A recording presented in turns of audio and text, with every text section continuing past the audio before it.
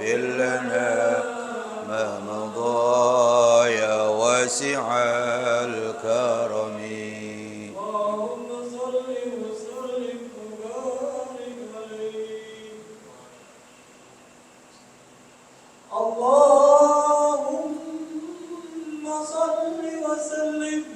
اللهم صل وسلم وبارك عليه. اللهم صل وسلم وزد وعلم وانعم وتفضل وبارك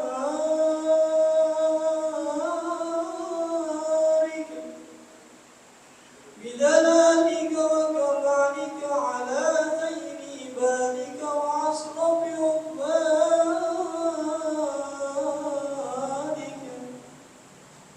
أسعد العرب والعجم وإمام طيبة والغرام وترجمان بلسان الكتاب ومنبع العلم والعلم والحكمة والحكام وبالقاسم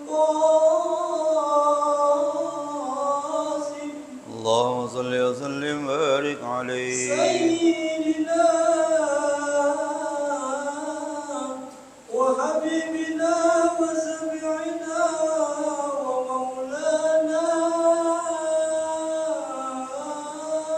محمد اللهم صل وسلم وبارك عليه. صلى الله عليه وسلم جد شرفا يا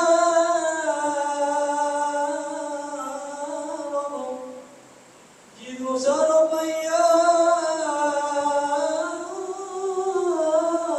رب وكرما وتعظيما ورفعة ومحبة وبرا صل وسلم ورضي الله تبارك وتعالى عن ذوي القرن العليم والبحر الجليل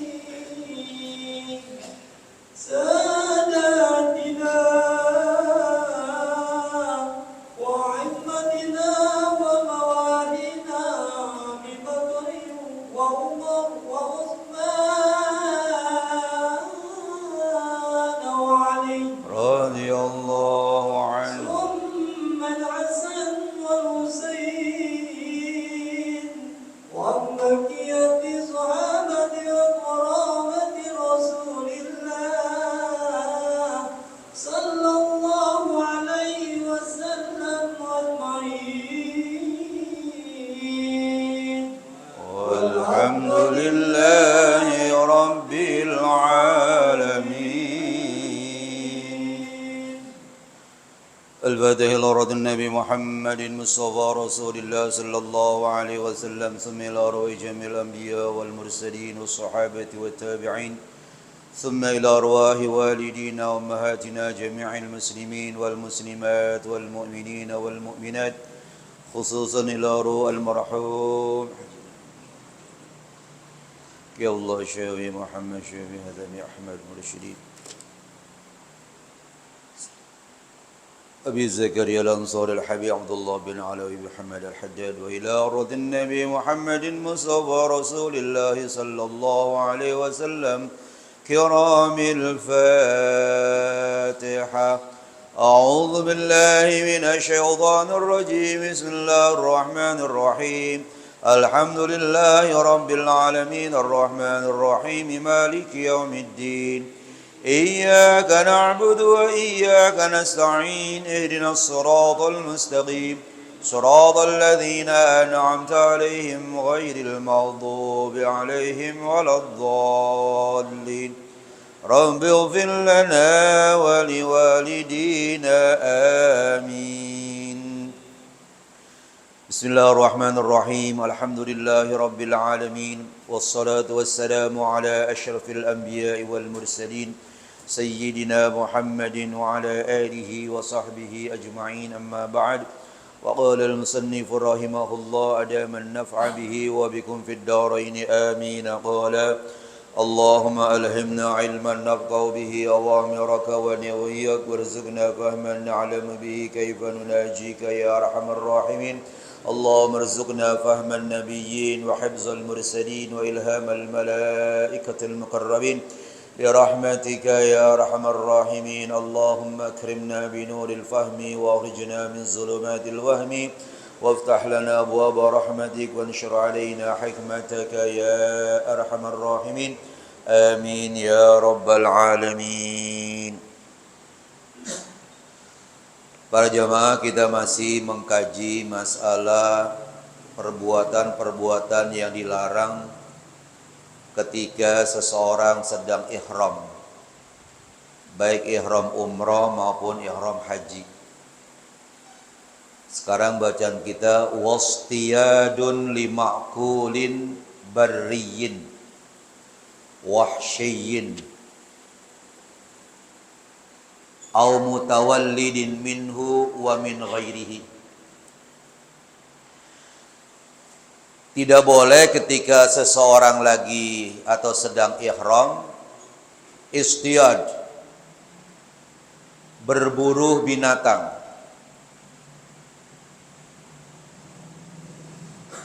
Kalau memang ada kemungkinan untuk itu, tapi apa iya ya orang lagi ihram kok mau berburu binatang?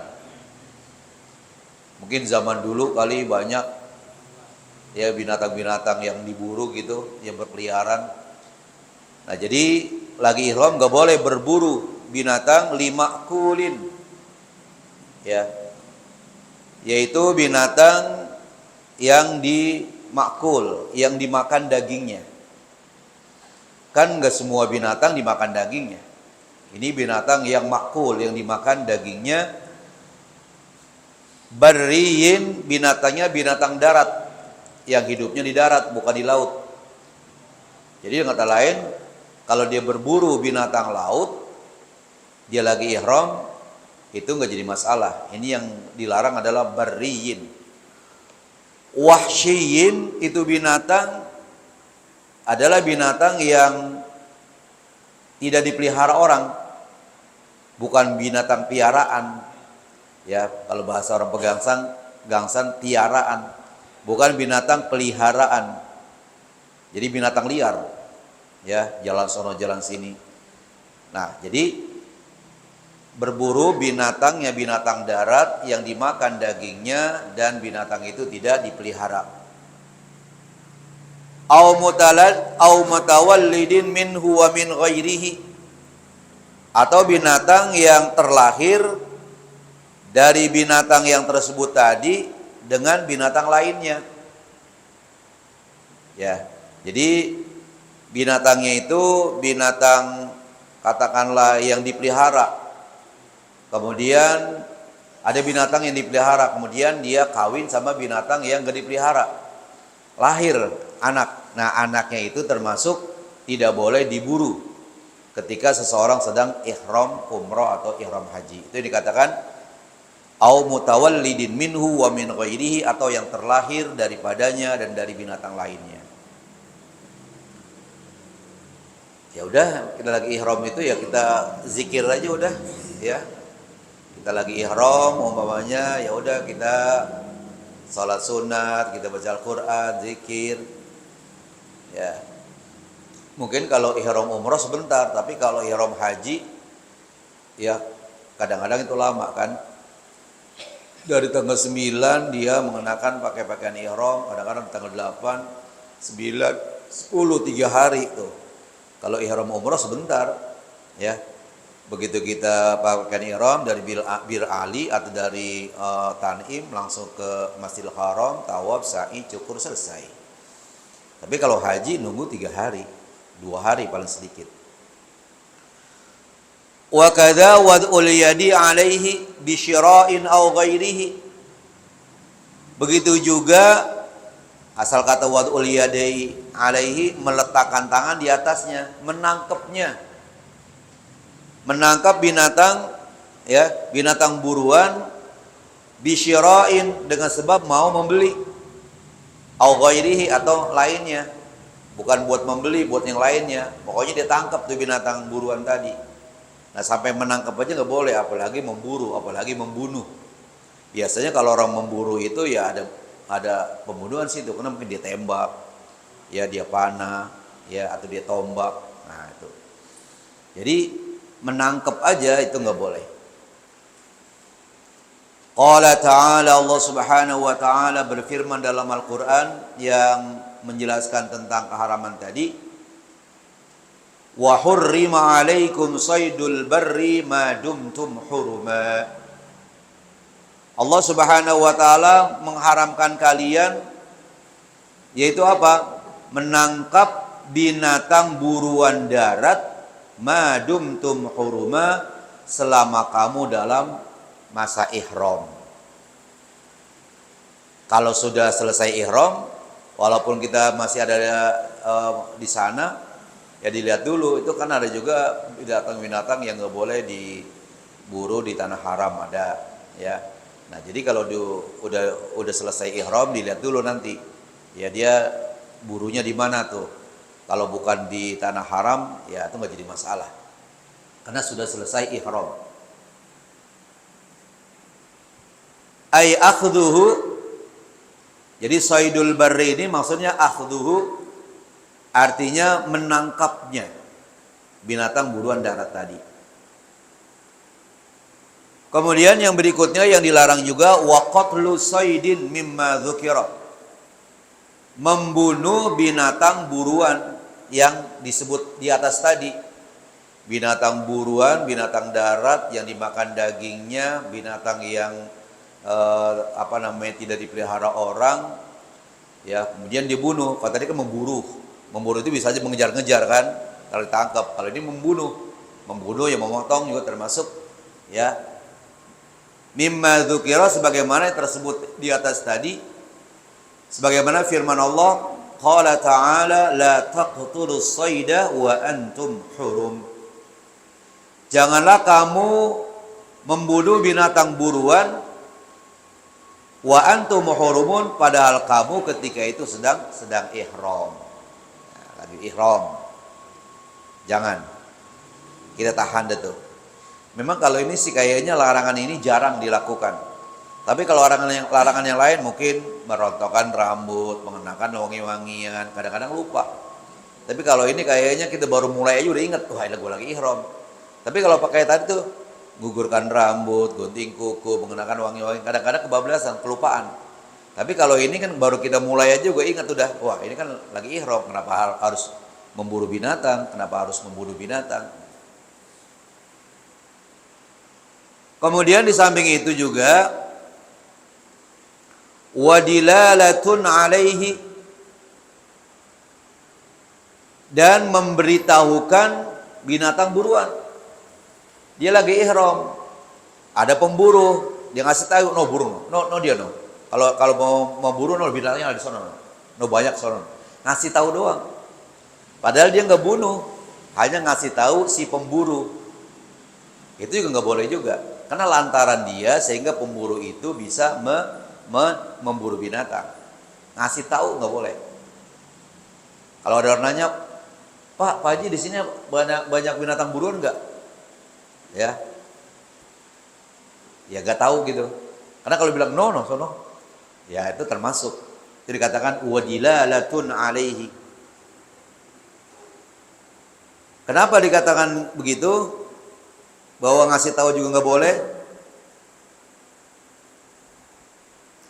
Karena dikatakan li'annahu yahrumu alaihi idza usaidi bi ayyi wajhin. Dengan cara apapun yang namanya nyakitin binatang nggak boleh. Itu ngasih tahu itu kan juga akhir-akhir nyakitin juga. Kenapa? Karena dia ntar dibunuh sama si pemburu. Nah si pemburu binatang memburu binatang itu lantaran dikasih tahu sama si orang yang lagi ihram. Itu yang dikatakan bi ayyi wajhin, ya, bi ayyi wajhin, dengan cara apapun. Juga telah dilarang wa aklu ma suyyida lahu, dan dilarang memakan daging binatang buruan, ya, suyyida lahu, yang diburu memang buat dia. Dia sih nggak memburu, tapi ada orang memburu binatang, ya, yang halal dimakan tentunya, disembelih, kemudian dibagi dia dagingnya. Si orang lagi ihram, itu nggak boleh juga, ya, begitu. Nah, dia kan di situ nggak nyuruh, tapi ada orang Yang memburu binatang memang diniatkan untuk orang yang lagi ihram. Ma'sujidalahu. Jadi kalau begitu kita nanya juga nih, ini sate dari mana ini? Ya, tadi ana buru binatang kambing, banyak kambing di sana. Ya jangan dimakan. Ya, kenapa? Karena lagi ihram. Kok ente rajin-rajin gitu? Iya, aneh memang buat ente, kasihan ente lagi ihram. Nah, itu berarti udah suyidalahu diburu untuknya. Ya, untuk orang yang lagi ihram. Walaupun yang memburu itu orang yang dalam keadaan tidak ihram. Yang memburu sih orang lagi nggak ihram. Tapi dia buru binatang itu diperuntukkan, diniatkan buat orang yang ihram. Liqauli sallallahu alaihi wasallam, berdasarkan sabda Rasulullah sallallahu alaihi wasallam, lamma aqara Abu Qatadah wa huwa halalun al-atana. Ketika Abu Qatadah menyembelih binatang, ya, al-atan, binatang keledai betina, wa huwa halalun. Padahal Abu Qatadah ketika itu sedang tidak ihram, sedang halal. Jadi kalau orang yang kayak kita begini ini namanya orang yang halal, orang yang tidak ihram. Nah, yang memotong, yang menyembelih binatang keledai tadi adalah Abu Qatadah. Ketika itu Abu Qatadah dalam keadaan tidak ihram. Kemudian, hal minkum ahadun amarahu ayyahmila 'alaiha aw asyara ilaiha. Ya, mungkin di situ sahabat bertanya sama Rasulullah, "Ya Rasulullah, saya atau kami lagi ihram. Kemudian dibagi ya daging oleh daging keledai betina oleh Abu Qatadah. Ya, bagaimana tuh hukumnya? Padahal kami lagi ihram." Nah, di situ Nabi bertanya, "Hal minkum ahadun amarahu?" Adakah di antara kalian yang nyuruh, yang memerintahkan Abu Qatadah untuk menyembelih keledai tadi? Ya, menyuruhnya. Ayyahmila 'alaiha, apakah ada di antara kamu yang memerintahkan Abu Qatadah untuk ayyahmila 'alaiha, yaqtuluha?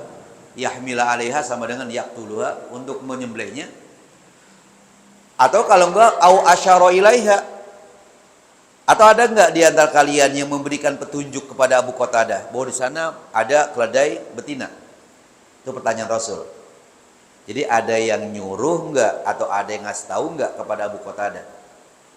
Qalu, para sahabat menjawab, la, enggak ada ya Rasulullah. Enggak ada yang nyuruh dan enggak ada yang ngasih isyarat, enggak ada yang ngasih tahu kepada Abu Qatadah. Qala, kemudian Nabi Muhammad SAW bersabda, fakulu ma baqiya min lahmiha. Silakan kamu makan daging yang tersisa dari daging keledai tadi.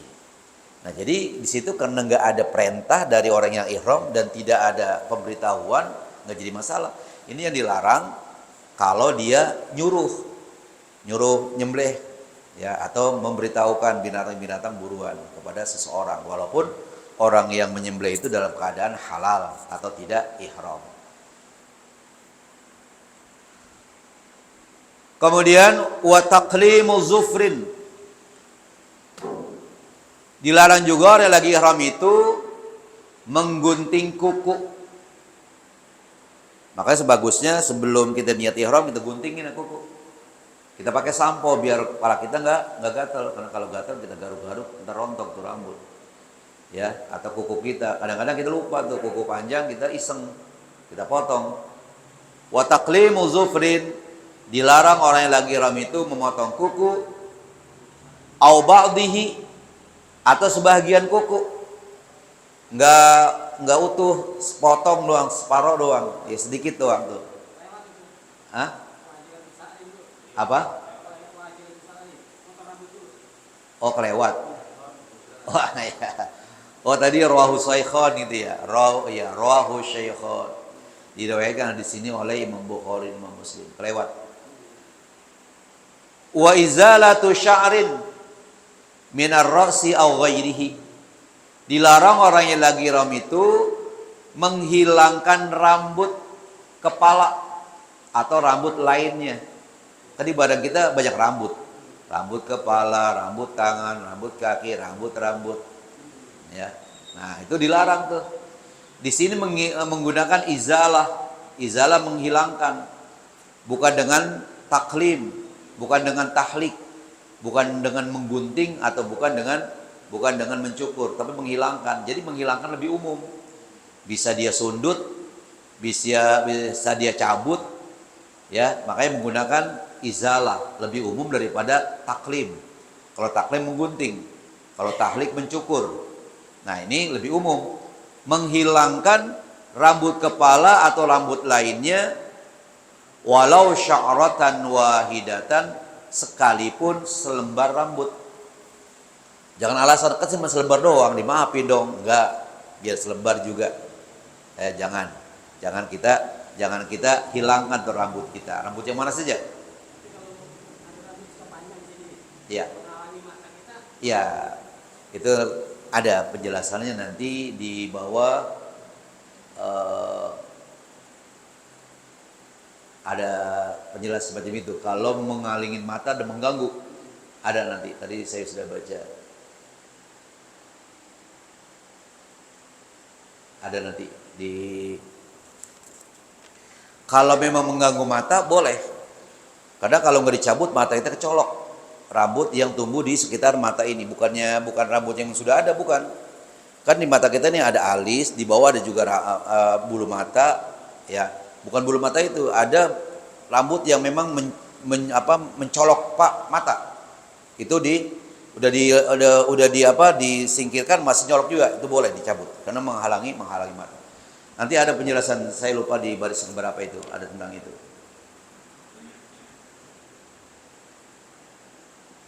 Oh, ada udah hampir terakhir nanti, hampir terakhir. Mana bata minasya'ri fil aini aw ghattaha awin kasar selanjutnya. Di akhir nanti. Saya malam ini enggak sampai ke sana. Kemudian wa taqlimu zufrin tadi au ba'dihi, memotong kuku atau sebahagian kuku. Qala ta'ala, Allah Subhanahu wa taala berfirman, "Wala tahliku ru'usakum hatta yablughal hadyu mahillahu."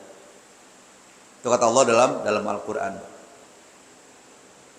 Dan janganlah kalian mencukur rambut kalian sebelum kurban sampai di tempat penyembelihan. Jadi artinya kan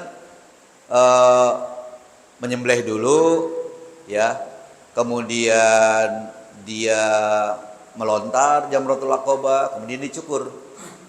Nah, kalau dia dicukur, maka boleh tuh dia langgar larangan ihram, karena dia sudah namanya tahallul awal. Tapi ada pekerjaan yang masih belum boleh, yaitu menikahkan dan hubungan badan suami istri. Karena belum tahallul sani, baru tahallul awal. Maka kata Allah, janganlah kamu mencukur rambut kalian sebelum korban sampai di tempat penyembelihan, sebelum dia menyembelih.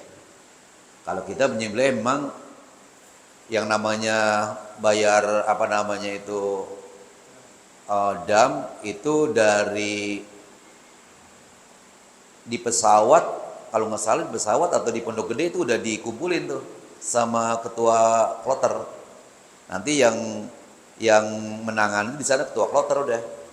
Nanti dia cari di situ mana tempat penyembelihan binatang, dia beli di situ. Nah, kita udah nggak pakai ke tempat penyembelihan binatang lagi udah. Kenapa? Sudah dikoordinir sama ketua kloter. Itu biasa gitu. Jadi praktis. Waqisa bi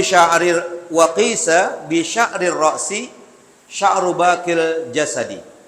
Kiaskanlah, samakanlah, analogikanlah. Kalau tadi kan disebut sya'ru ra'si, rambut kepala. Dikiaskan juga dengan rambut-rambut yang tersisa di badan lainnya. Ya, rambut tangan, rambut kaki, ya rambut ini alis, rambut bulu mata, rambut yang diumpetin terus. Nah, itu juga jangan dikiaskan sama. Wabil halki, dan kiaskan juga dengan halku, dengan mencukur. Karena kata Allah wala tahliku, ya ghairuhu, dengan lainnya. Jangan mentang-mentang, kan Allah mengatakan wala tahliku, jangan kamu cukur. Berarti boleh dong dicabut. Boleh dong dibakar, dikiaskan sama dengan tahliku. Wa bi izalati sya'ri, dan kiaskan juga dengan menghilangkan rambut, izalatu zufri bi jami'it tarafuhi fil jami'i. Menghilangkan kuku yaitu mencakup tarafuh. Tarafuh itu untuk bersenang-senang atau untuk bebersih, fil jami' untuk seluruhnya. Jadi niatnya untuk bersih-bersih nih, ya ini katanya kotor banget nih, ya kukunya kemudian diguntingin, itu niat tarafuh. Lain kalau umpamanya tangannya kukunya kegencet, kemudian pecah. Ini kalau nggak digunting ngebet banget, nut, nah itu lain. Itu guntingnya bukan tarafuh. Kalau tarafuh itu untuk memperindah, untuk bebersih, ya. Jadi kiaskan kalimat izalatu sya'ri, izalatu zufri bijami'it tarafuhi fil jami'i, yaitu mencakup tarafuh, yaitu untuk bersenang-senang atau bebersih, fil jami'i, untuk semuanya. Wa ta'biri bizalati sya'ri a'ammu min ta'birihi bil halqi.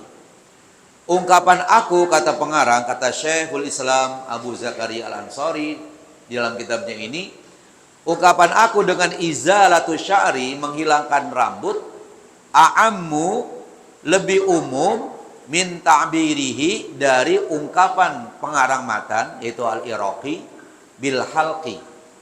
Jadi kalau matannya atau Al-Iraqi menggunakan bil halqi, dengan mencukur. Sementara kalau Syekhul Islam menggunakan izalah, menghilangkan. Jadi izalah lebih umum daripada mencukur atau menggunting. Waduhnu sya'ri ra'si. Nah, dikit aja dah. Pahamin lo itu ya. Apalagi kita masih lama untuk melaksanakan ibadah umroh atau haji, masih banyak waktu. Insyaallah nanti kita lanjutkan. Waduhnu sya'ri ra'sin aw lihyatin, yaitu meminyaki rambut kepala atau jenggot, ya jenggotnya. Ya nanti kalau mau berangkat belajar lagi tuh manasik, ya jangan apa enggak, supaya apa? Supaya nanti pekerjaan kita sekarang 28 ya, pekerjaan kita jadi diterima oleh Allah Subhanahu wa taala. Baik para jamaah, masih ada waktu 14 menit. Kita baca kitab yang kedua.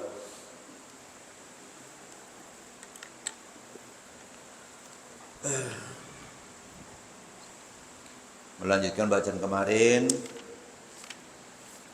yaitu sekarang wa minha ayyak suras salata, itu ya. Ini masih berbicara banyak orang yang tertipu dalam beribadah,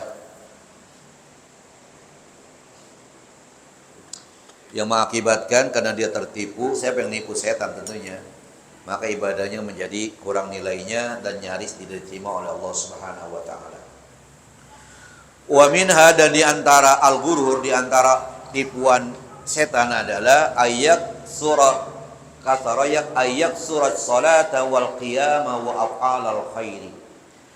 Seseorang banyak sholatnya, banyak bangun malamnya, dia tahajud, dan banyak mengerjakan amal-amal kebaikan lainnya.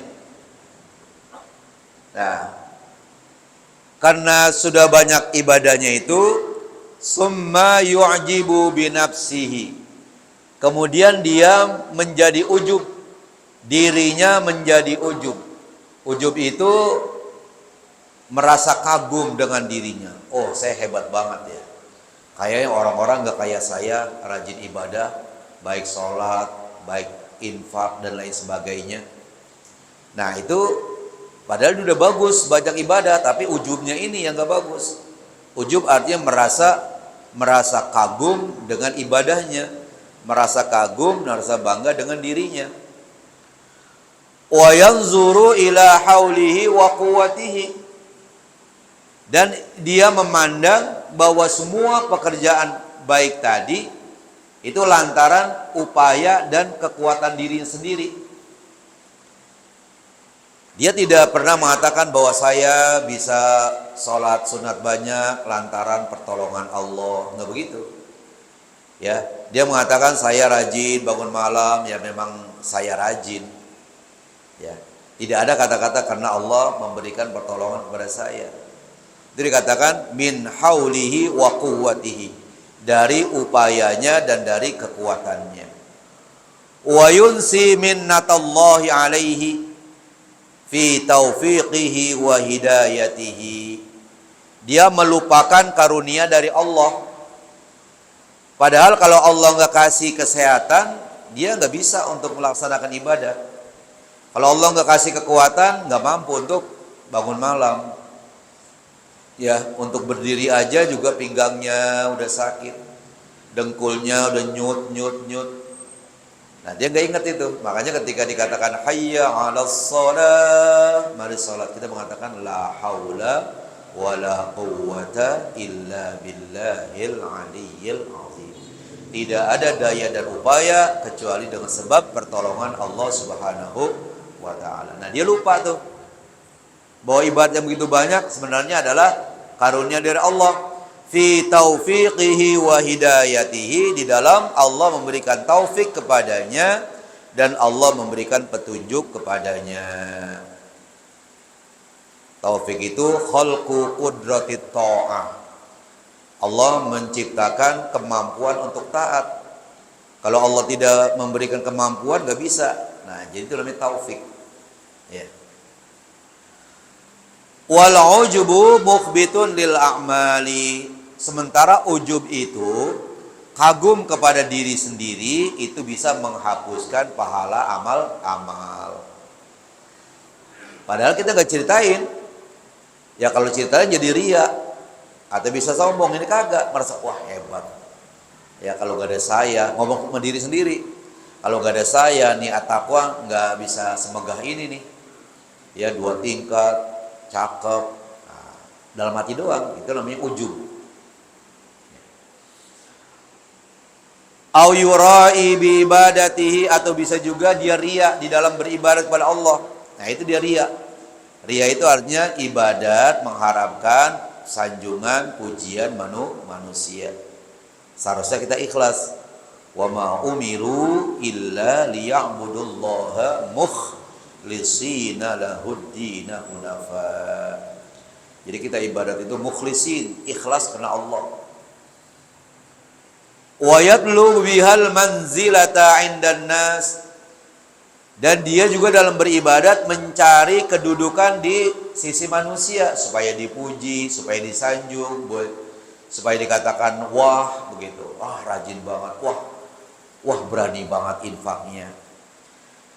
Ya, jadi kalau pokoknya kita minta disiarin waktu kita infak dengan maksud menarik yang lain, nggak jadi masalah. Tapi kalau dikatakan supaya hebat, nah itu jadi masalah. Ya. Bisa kita lihat kalau ada orang ketika ngasih 50.000, dia pesen, Ustaz Fahmi ntar jangan disiarin dia, ini 50.000 waktu Jumat di masjid. Pas ngasih 500.000, Ustaz Fahmi jangan lupa ya sebutin nama anak. Udah tahu ada tuh. Berarti orang itu orang yang riya. Ketika ngasih 50, pesen banget, jangan disebutin. Ketika 500, jangan lupa, jangan sampai nggak disebutin. Itu udah ketahuan di situ. Ya, kalau dia ikhlas berapapun, ya dia nggak pakai pesen-pesen. Kalaupun disebutin, supaya narik yang lain, ngajak yang lain, contohin yang lain. Wa yazunnu bi nafsihil ikhlasa, dan dia mengira, menyangka dirinya ikhlas dengan berbuat seperti itu. Wa iradati wa yazunnu bina al-ikhlasa wa iradatat taqarrubi ilallah, dan dia mengira, ya dia menginginkan mendekatkan dirinya, taqarrub dirinya kepada Allah Subhanahu wa taala, padahal bukan, tapi apa? Riya, ujub, ya. Nauzubillah min dzalik. Ini memang susah nih dihindari. Kita harus belajar banyak tentang ikhlas. Wa qad qala Abu Darda Wa qad qala Abu Darda radhiyallahu anhu, berkata Abu Darda semoga Allah meridhoinya, habbadha naumul aqyasi wa fitruhum.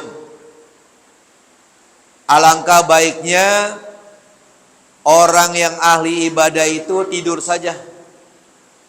Alangkah baiknya orang yang puasa sunat itu berbuka aja di siang hari. Kenapa ngomong begitu tuh? Lebih bagus orang yang banyak ibadatnya itu katanya di malam hari tidur aja dah. Ini ditujukan omongan ini buat orang yang kalau malam hari dia tahajud, siangnya dia ceritain. Kadang-kadang dia nggak ceritain, dia pora-pora nguap. Nanya, ngapa bang? Ngantuk banget. Bang gadangin tuh anak malam. Kagak. Habis gua tahajud dari 2:30 sampai subuh, sampai Ustaz Sarudin teriak-teriak. Ya, nah itu berarti itu udah ria. Makanya kata Abu Darda, orang yang semacam itu bagusan juga kalau bahasa kita, mendingan lu tidur aja. Mendingan lu tidur aja daripada lu tahajud malam tapi ceritain sama orang. Mendingan lu buka aja puasa daripada puasa sunat nyeritain. Wah, anak alhamdulillah, anak sih setiap tahun gak pernah lewat hari Tasu'ah dan Asyura tanggal 9 dan 10 bulan Muharram. Kagak ada yang nanyain, kagak ada yang apa. Kecuali yang nanyain, "Asal ente puasa?" Insya Allah anak puasa. Nggak jadi masalah. Ini mau kagak ada geluduk, nggak ada mendung, hujan turun. Ya, nah gitu. Jadi nggak ada angin, nggak ada apa, dia cerita. Nah, itu kata Darda begitu, habbadha naumul aqyasi wa fitruhum. Alangkah baiknya tidur saja orang yang ahli ibadah semacam itu, dan alangkah bagusnya berbuka saja bagi orang yang puasa semacam itu. Maksudnya ria. Kaifa yaghbununa syahral khumqa wa saumuhum wa saumihim. Bagaimanakah mereka nilai lebih bagus begadangnya ya antara orang yang bodoh dan puasa mereka? Ya sama saja. Ya, mereka orang yang ngerti tapi juga dia ceritain, dia riain. Oleh karena itu, wala dzarratun min sahibi yaqinin wa taqwa, sungguh amalan sebesar semut dari orang yang memiliki keyakinan dan takwa, afdalu min amsalil jibali, lebih afdal, lebih utama dibandingkan amalan yang sebesar gunung, min a'malil mughtarrin, dari amal-amalnya orang yang tertipu. Nah, jadi katanya di situ biar kecil tapi ikhlas. Ya apalagi kalau memang banyak ikhlas, itu mah apalagi dah. Ini kalau mau dibandingkan kecil tapi ikhlas dengan banyak tapi dia tertipu, banyak bagusan yang kecil tapi dia ikhlas. Wa min amsali ghurul usati, dan diantara contoh-contoh tipuan orang yang durhaka, tipuan kepada orang yang durhaka. Orang yang durhaka juga tertipu juga tuh. Ayyasiyal insanu summa yatubu, di mana manusia bermaksiat kepada Allah, habis itu dia taubat. Setelah dia taubat, wa yastaghfiru bilisanihi, dia mohon ampun kepada Allah dengan lidahnya, ya Allah saya mohon ampun terhadap maksiat yang pernah saya lakukan. Tapi min ghairi ma'rifati bi syara'iti taubati wa tahqiqiha, tetapi tidak mengetahui syarat-syarat taubat dan hakikat taubat. Jadi taubat itu, mohon ampun itu pada Allah, ya, itu ada 3 syaratnya kalau kesalahan kita kepada Allah. Yang pertama yaitu ayyuqli'a anil maksiyah, dia cabut dari perbuatan maksiat. Yang biasanya dia kumpul di tempat maksiat, sekarang enggak, udah cabut dari sana. 1. Yang kedua, ayyandama ala fi'liha, nyesel atas perbuatan yang pernah dilakukan. Ada orang yang begini, untung dulu waktu gua muda gua puas-puasin, pas sekarang kan gua gak bisa, udah malu. Nah itu namanya gak nyesel tuh. Yang namanya nyesel, Masya Allah kenapa dulu saya lakukan ya. Nah itu yang kedua. Lalu yang ketiga ayya'zima alla ya'uda ilaiha abadan. Dia bertekad tidak akan kerjakan lagi itu selama-lamanya. Itu adalah syarat daripada taubat kepada Allah. Kalau kesalahan kita kepada manusia, di samping ketiga tambah lagi, yaitu apa? Kembalikan apa yang kita zalimi atau mohon maaf kepada orang itu. Jadi 4 kalau kepada manusia, ditambah 1 lagi, yaitu ya dia harus ayyabro'a min haqqi sahibiha, dia lepaskan hak kawannya atau mohon ampun kepada kawannya. Nah, habis itu summa yazunnu bi nafsihi annahu qad taba wa qad ghafarallahu lahu. Habis itu dia menyangka bahwa dirinya sudah bertaubat dan dia menyangka Allah sudah ngampuni dia. Padahal belum. Kenapa? Karena dia nggak tahu syarat-syaratnya. Makanya dia harus tahu tuh syarat-syarat taubat ada 3. Kalau kepada Allah, kalau kepada manusia ada 4. Insyaallah nanti kita lanjutkan wa minha ya. Para jamaah, mari kita baca Fatihah dengan harapan mudah-mudahan Allah Subhanahu wa taala memberikan pahala kepada orang-orang yang mendermakan hartanya di mushola kita ini. Dan mudah-mudahan orang-orang yang sudah meninggal dunia, keluarga kita, orang tua kita ditempatkan tempat sebaik-baiknya oleh Allah. Yang lagi pada sakit disehatkan badannya, anak cucu kita sedang belajar dijaga dan dipelihara oleh Allah dan diberikan ilmu yang bermanfaat. Ala hadhihi niyya al-Fatihah. A'udzu billahi minasy syaithanir rajim. Bismillahir rahmanir rahim. Alhamdulillahi rabbil alamin arrahmanir rahim maliki yaumiddin. Iyyaka na'budu wa iyyaka nasta'in. Ihdinas siratal mustaqim.